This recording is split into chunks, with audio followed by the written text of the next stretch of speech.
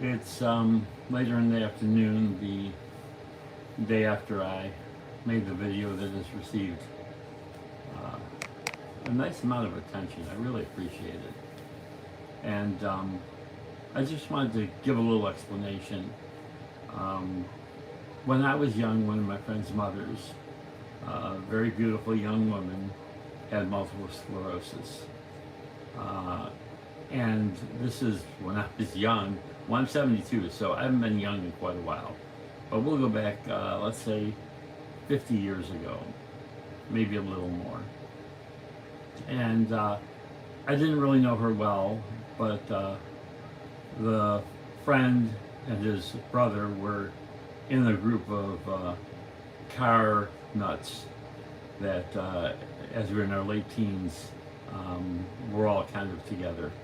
And we were very involved with music, either managing like myself or being in bands and groups and performances, both folk and rock. And one day my friend came over to my house one evening, and which was not normal. We weren't the closest two in the group of about 8 of us. And my folks answered the door and recognized him, of course, and let him in. He came up to my room, and we sat on the floor, and he said, I need somebody to talk to. And I want to talk to you. He says, my mom just passed away. I didn't ask any other information. She was young. She was debilitated and in a wheelchair at the time. I'd say she was in her late 40s, mid 40s. And I imagine that she took her own life. I can't be sure of that, but I had seen her a few weeks before, and she wasn't bedridden or anything like that would make me think a terminal situation. So anyways, he just wanted to talk about his mom and about him and their relationship, and kind of unburden himself.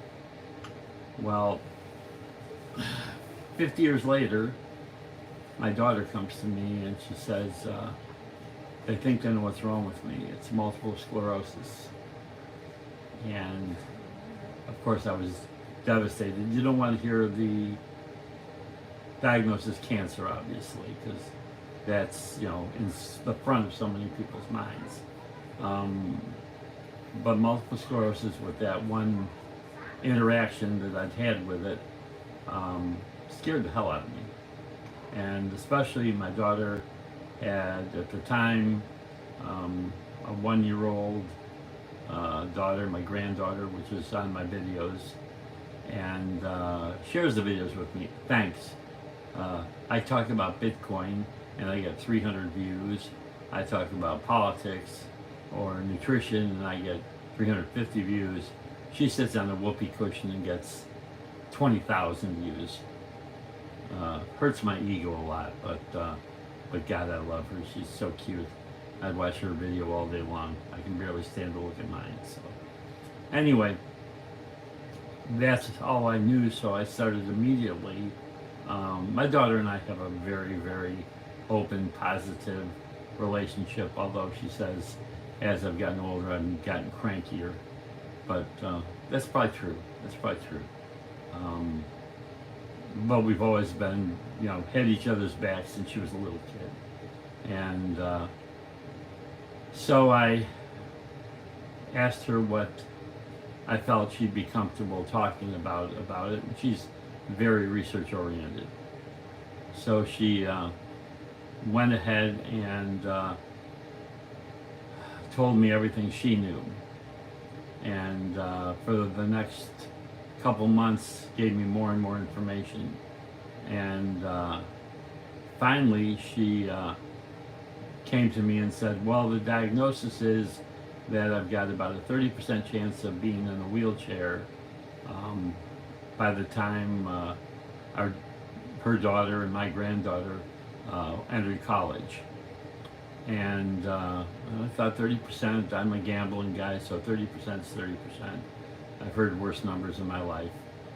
And she also said it's likely to shorten my life 5 or 6 years, the doctor said, which was a great relief to me and kind of matched the numbers I'd heard from my reading and studying up on it as I could. So that was a relief. But just the same, she's tired a lot from that and the lupus. She's not as sharp as she used to be, and I would say, if we were talking IQ levels, it's when she was younger, I would definitely say she was in the 145 range, which is the range that my father, when I was a teenager, and he was a principal in an elementary school with a master's in education, as was my mother, gave me a number about that same level. And I certainly found it plenty of brain power to get me through life. So I wasn't really concerned with it. But she's down a few pegs, but she's definitely smart still. And she's got a lot more drive than I think she had before the baby. I know she's got a lot more drive and more ambition. She enjoys her life more than she did before the baby. She appreciates being a mother and a fiance and just an all-around great person. But of course she's less enamored with me as the years have gone on, because she understands that who she thought I was when she was 12 or 13 years old and who I actually am in reality are not the same person. I kept the charade going for as long as I could, but the bottom line is I'm nothing special, okay? Except when it comes to loving my daughter and granddaughter and my fiance. My third marriage will be amazing. I learned so much from my first two wives, and the relationship that they and I had, that I'm not going to settle for that relationship third time around. But anyways, that's kind of off the subject. The subject is my daughter. The subject is the fact that how hard she suffers. Now she works as a respite care person to a 4-year-old with autism and a 15-year-old with autism. 15-year-old's a girl, 4-year-old's a boy. She's about to take on the 4-year-old's 3-year-old sister, who also struggles with autism. And she loves both families. They're just so sweet to her and so accepting of her. As a matter of fact, the other day she applied, I'm going to say a week ago, she applied to be part of a movie, a horror movie that was being filmed in San Francisco, and she wanted to do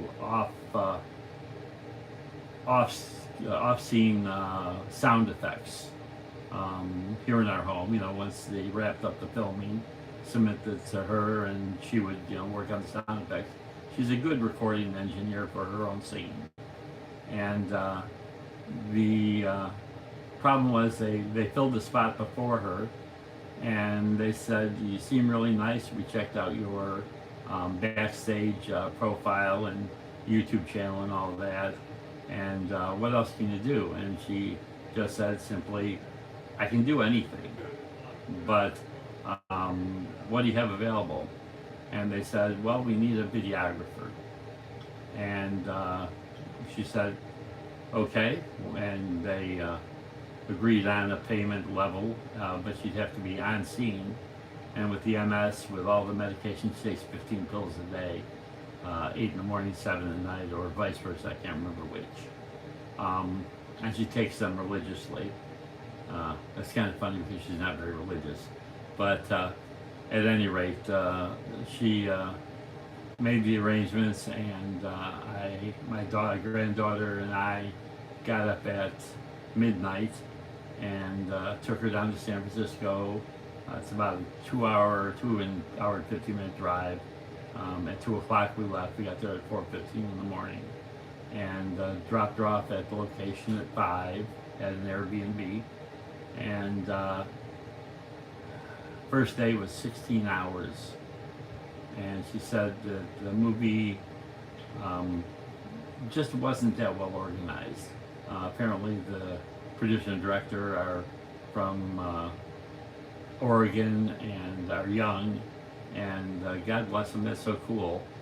But they didn't have permission to film some places, and my daughter explained to them, being 27, that they had better do some work and get some places to film the following 3 or 4 days that they were going to be shooting.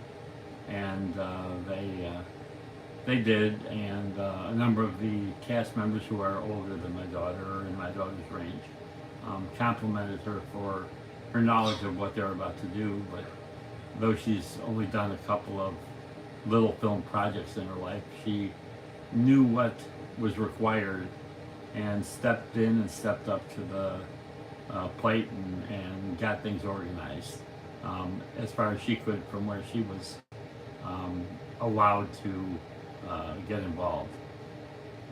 But the first day was 16 hours. The second day, similar length of time, in Golden Gate Park.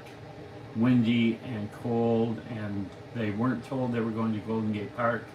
And although she knew enough to dress for San Francisco, she didn't know enough to dress for ocean breezes all afternoon and part of the evening. They were there 6 or 7 hours.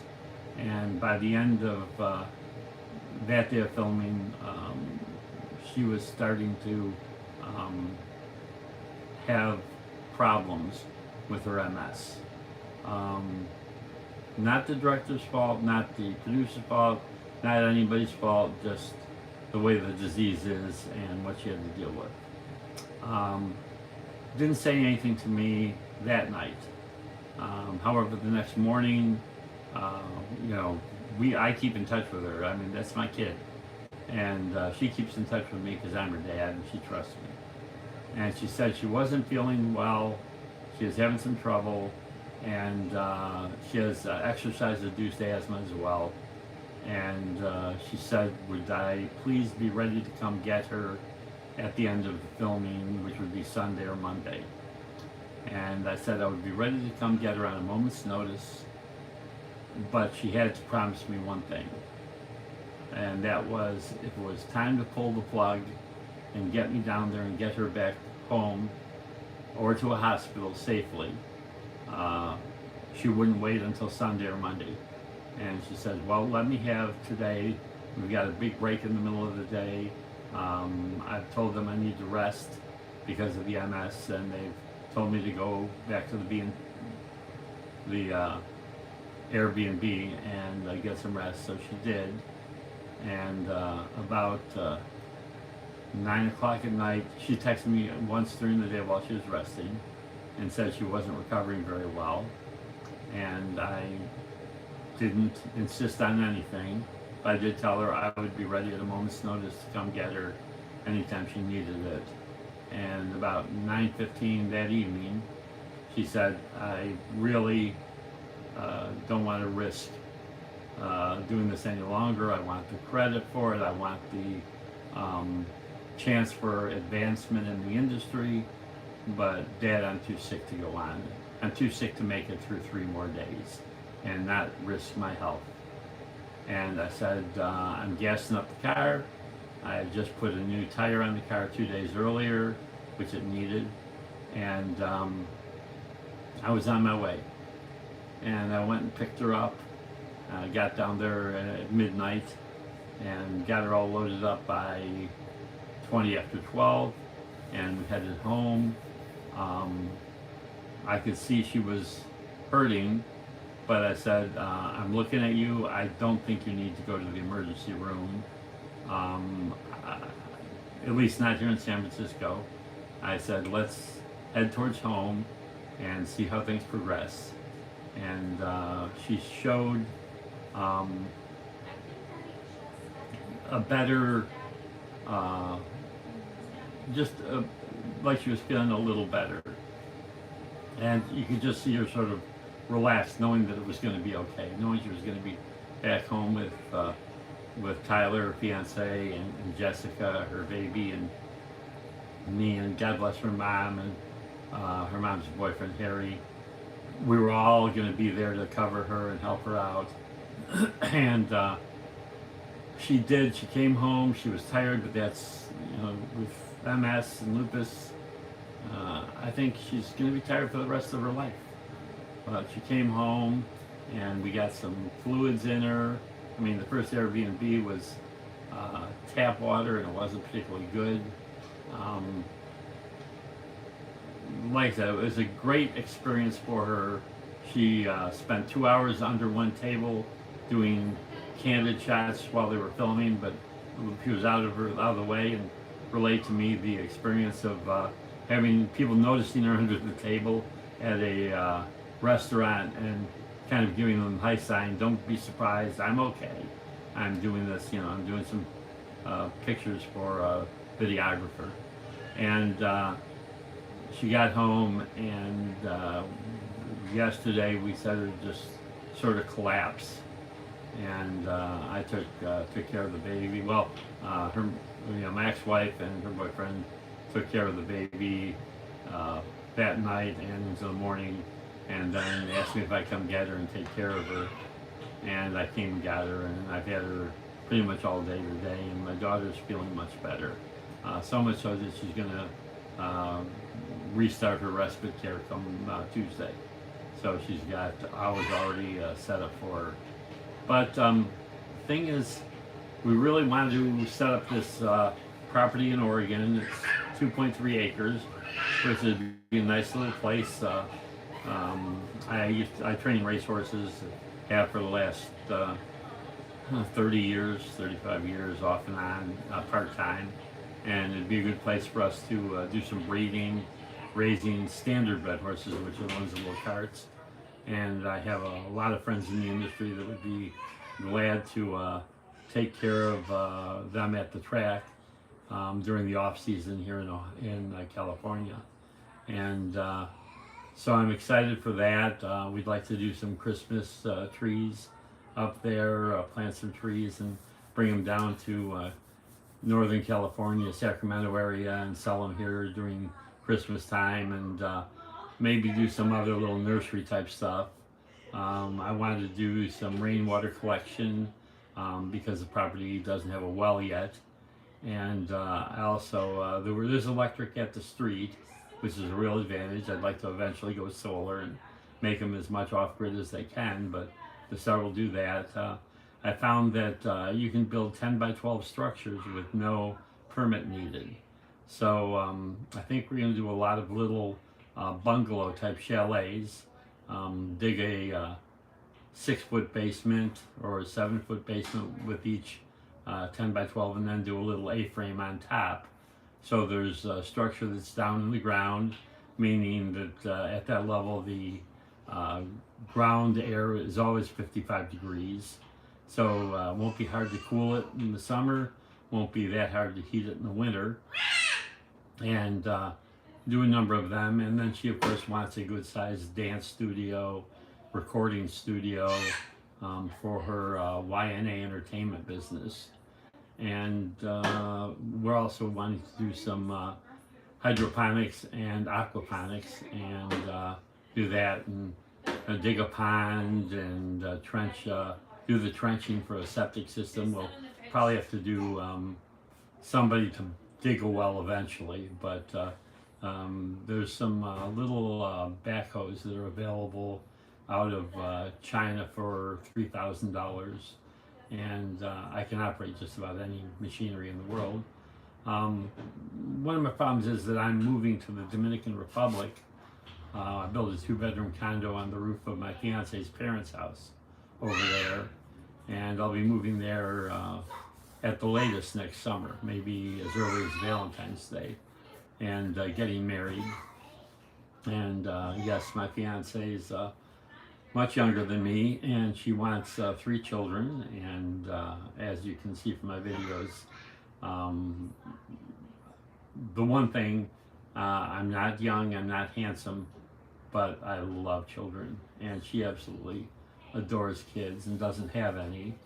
And a long involved story how we got together. Had an online modeling agency. Her sister was one of the models. So anyways, I'm going to be over there a year from now, and we'll be going back and forth as much as money and time permit. And my fiance would love to help learn how to develop a property and land and stuff like that. And we'll also make use of the knowledge that she and I gain to go back there. I built a barn and a couple of small structures.